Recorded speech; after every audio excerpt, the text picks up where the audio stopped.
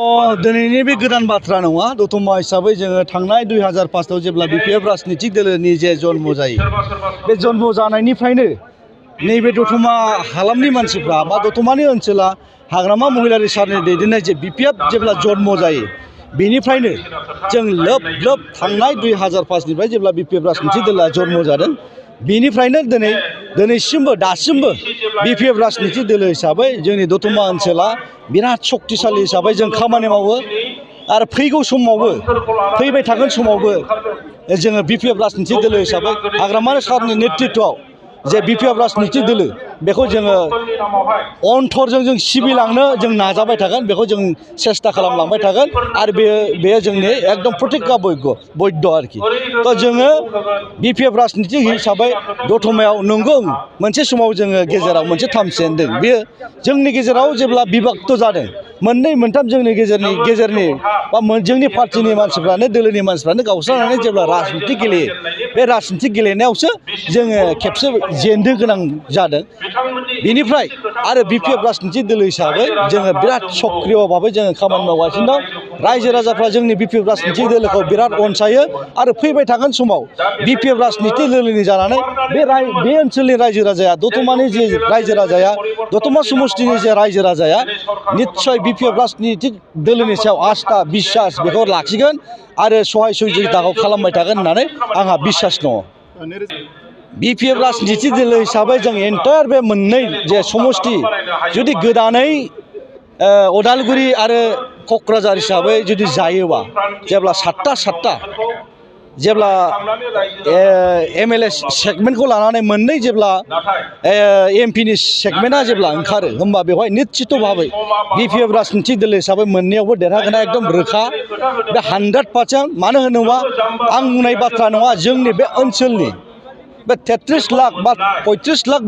बे ओनसोलनि बिटिसि ओनसोलनि रायजो राजाया बिपिएफ राजनितिक दोलोखौ 80% मानसिया सहजुगिता खालामगोन बेहा जोंहा एकदम गृह बिश्वास आरोखि ओंखायनो बिपिएफ राजनितिक दोलोआ रायजो राजानि सहायाव फैगौ 2024 नि जे लकसभानि इलेक्सन बेवहाय मोननैबो सिटखौ जों देरहागोना एकदम रोखा आरोखि बेखौ बे गावसिनिसो भइस किन्तु थांनाय जे 2020 निफ्राय बिथांमोना जे डिसेम्बर मासनिफ्राय बिथांमोना जे बिटिसि ओनसोलाव शासन भारखौ जेब्ला मोनदों जेब्ला लादों बेनि सिगां बिथांमोना बे ओनसोलनि रायजो राजानि भटखौ लानो बे बिटिसिनि ओनसोलनि रायजो राजानि भटखौ बिनाय समाव बिथांमोना जे खोथाखौ बुंनानै जे कमिटमेन्ट होनानै बिथांमोना भटखौ बिदोंमोन दिनै दासिम दिनै 19 मार्चसिमाव बिथांमोना मोनसेबो बे ओनसोलनि गावसोर जे कमिटमेन्ट होनाय जे प्रतिश्रुति होनाय बिथांमोना दिनैसिम मोनसेबो पालन खालामनो हायाखै बिनि थाखायनो बे ओनसोलनि रायजो राजाया बिथांमोननि सासन भाराव थाबाबो बिथांमोनखौ बाद होनानै बिपिएफ राजनितिक दोलोजों दले जगदान होनानै फैगौ 2024 बा 25 आव बिटिसि इलेक्सन जागोन बेवहाय जोंजों सापर्ट खालामनानै जोंखौ देरहासार होगोना एकदम रोखा जों बुंनो हायो बिपिएफ राजनितिक दोलो हिसाबै जोंनि ओनसोलनिया दतमा समष्टि हिसाबै दिनैनि दिनाव गोदान नङा दतमा समष्टिया हदाय सानफ्रोमबो बर' जाथिनि थैनाय थांनायनि बाथ्रा आरो जेब्ला बर'